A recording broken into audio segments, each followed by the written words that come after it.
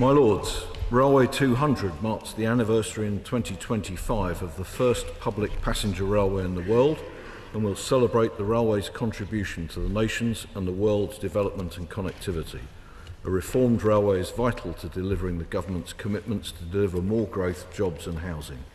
Railway 200 is not only a celebration of the past with heritage railways, but the present and the future, including the UK's exciting technical and engineering innovations and the career opportunities across Britain they offer. My department is playing a full role in this.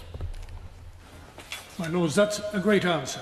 In 1845, 20 years after the first passenger railway, Benjamin Disraeli wrote this: "The railways will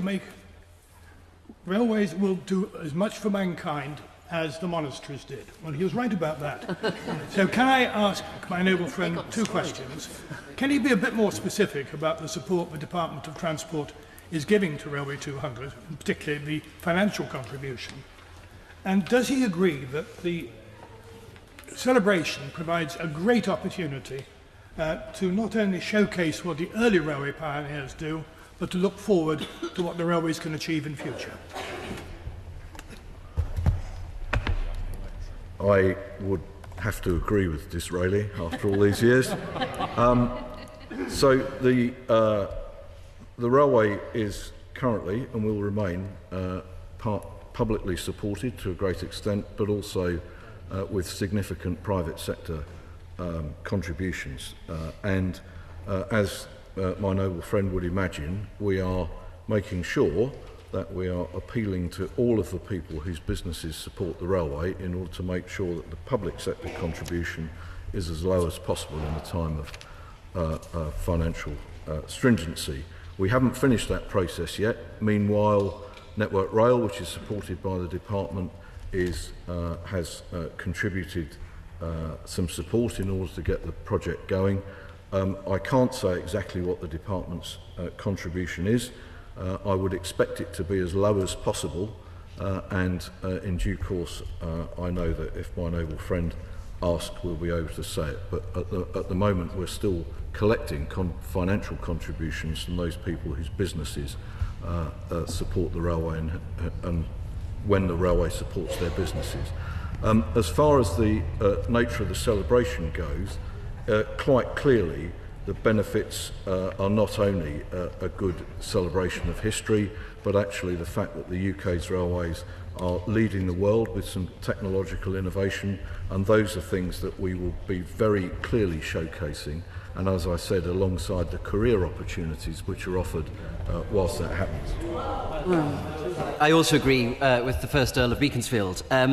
As Heritage Minister, I'm conscious that plans for the anniversary might be derailed by an intervening general election. I encourage people from across the sector to liaise with the Noble Lord in his capacity as Chairman of Network Rail. Little did I know that after the election he'd be in such an excellent position to help deliver it. I know he shares the passion of so many, particularly in the northeast of England, that cradle of the railways, to ensure that this anniversary celebrates the past and inspires people to the future. But I imagine he shared my dismay in the budget yesterday to hear the news that the government is not minded to honour the 15 million of capital funding for the National Railway Museum at York, which we announced in March. Will the Noble Lord use his good offices to try and persuade his colleagues across government not to cancel that funding, particularly at such a historic juncture? It's a great pleasure to see the Noble Lord in front of me, because he was very material in moving this project on at an earlier stage, for which I thank him very much. I hadn't caught the particular issue that he raises, and I think my best course of action is to go away, inform myself, and then see what can be done about it. My Lords, my Lords, my Lords, my Lords.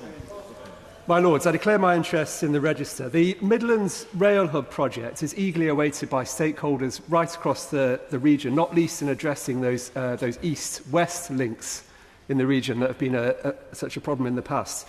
Now, I heard no mention of the rail hub, the Midlands Rail Hub, in the budget yesterday. So can the Minister please update the House on progress within the department on this vital project?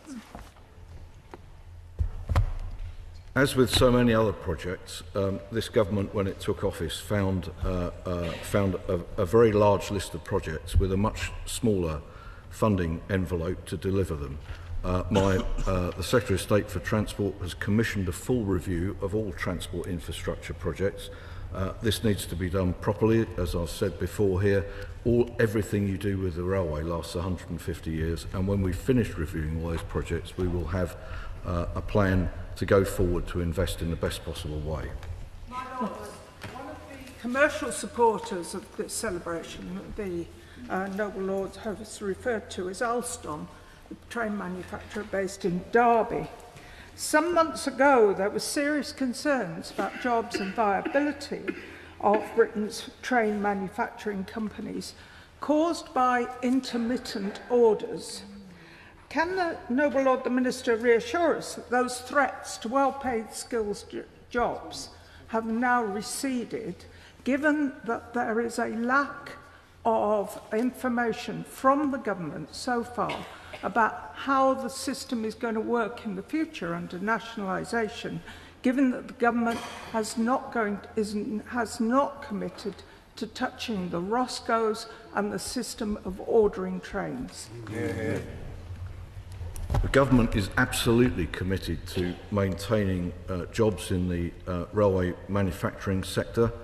What the Noble Baroness needs to know is that the creation of Great British Railways will enable the government for the first time for a very long time to produce a long-term plan for rolling stock strategy for Britain, which will give much more clarity to the manufacturing industry about what is going to be replaced when. My Lords, I know my noble friend the Minister believes, as I do, that rail freight is as important now as it was 200 years ago. So can he assure me that he will continue discussions with companies such as Freightliner, which has a base in Doncaster, who are eager to see a rail freight strategy to move more freight onto rail and help the government meet its environmental targets? Indeed, I recognise those. I met the Managing Director of Freightliner on Tuesday. I met the Managing Director of DB Cargo on Monday. I've met the Managing Director of GB Rail Freight 3 weeks ago, and I've met the industry collectively since I took office. The government recognises the importance of rail freight. It recognises the need to grow it, and a target for the growth of rail freight will be part of Great British Railways' commitments. My Lords, the father of the modern railways, George Stephenson, was born in Wylam in my diocese, and the Noble Lord Parkinson has already referred to the pride that the North East feels for his legacy. I wonder if the Noble Lord the Minister would consider adding his name to colleagues from all over this House and in the other place in pledging support for the reinstatement of the Leamside line in the North East, adding a modest 21 miles of connectivity to that region. The Leamside line is one of many projects. I already had a question about the Midlands Rail Hub, which is part of the review commissioned by the Secretary of State for Transport. We need to allocate the funding that we've got for railways in the best possible way, and the comprehensive review she's commissioned will seek to do just that. Will the Noble Lord celebrate with me the... My Lord, in very much welcoming the department's contribution to the 200 years. Will the Minister acknowledge that we have seen massive growth on the railways over the last 20 years, with passenger journeys 700 million going up to 1.8 billion after the COVID pandemic? And what is the government's plans to see that continuing to grow? That growth has been brought by bringing in the private sector. We all recognise the growth in passenger traffic on the railways in the last 20 years, and there are many reasons for it. Sadly, however, currently, post-COVID, the railway is not has less patronage than it did. and certainly less income than it did. So the government's proposals for a reformed railway have to address the issues on the railway as they are now, and not what happened in the past.